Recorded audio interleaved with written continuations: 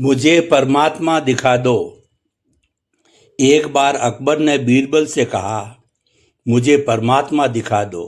राजा का हुक्म था। बीरबल बहुत परेशान था कि परमात्मा को कैसे राजा को दिखाएं।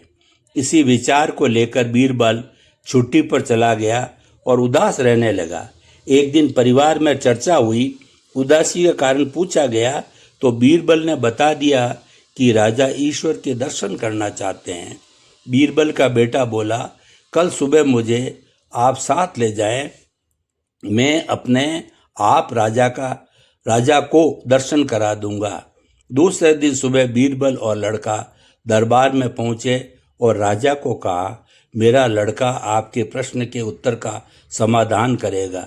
राजा ने सोचा, ये लड़का क्या समाधान करेगा। लड़का बोला, इस वक्त मैं आपका गुरु हूँ, मुझे उचित स्थान दिया जाए। राजा ने सोचा, बात तो ठीक कह रहा है, मैंने तो प्रश्न किया है, समाधान करने वाला गुरु समान होता है। राजा ने लड़के के लिए अपने साथ थोड़ा ऊंचा स्थान दिया। लड़का बोला, महाराज एक दूध का कटोरा मंगाओ। राजा ने दूध का कटोरा मंगाया। लड़का बोला, महाराज इस दूध में घी है। राजा बोला, हाँ है। लड़का बोला, पहले मुझे आप इसका दर्शन कराओ। राजा बोला, तुम मूर्ख है, घी के दर्शन ऐसे थोड़े ही होते हैं। पहले दूध को गर्म करना पड़ता है, फिर उसका दही जमाना पड़ता है, फिर उसको मथानी में रिड़का जाता है, फिर मक्खन निकलता है, फिर उसे गरम गरम कढ़ाई में डाला जाता है, फिर उसकी मैल निकाली की जाती है, तब जाकर घी के दर्शन होते हैं।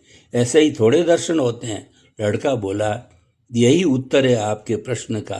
पहले इंसान को तपना पड़ता है, फिर उसको जमना पड़ता है, फिर उसको साधना करनी पड़ती है, फिर उसको ज्ञान की अग्नि में तपना होता है, फिर उस ईश्वर के दर्शन होते हैं। अकबर समझ गया और बोला, तुम वाकई मेरा गुरु है। ईश्वर को जानने के लिए बहुत कुछ करना पड़ता है। वैसे हर आत्मा में ईश्वर का अंश है और उसी को ईश्वर का रूप समझना चाहिए, तभी सुख की प्राप्ति होती है। यह ही संसार का एक नियम है।